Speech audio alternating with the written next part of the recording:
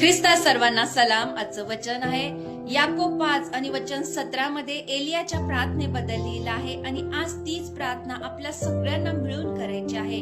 वचनात असं लिहिलं आहे, एलिया आपल्यासारख्या स्वभावाचा माणूस होता.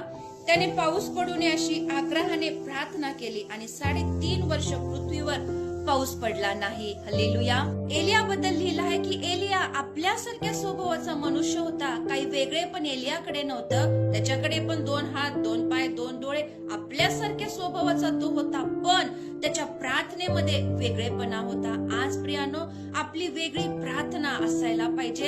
एलियाच्या प्रार्थनेमध्ये आग्रह होता, होय प्रभू, असंच व्हायला पाहिजे आणि तू असंच कर. आज ती आग्रहाची प्रार्थना आपल्याला करायची आहे.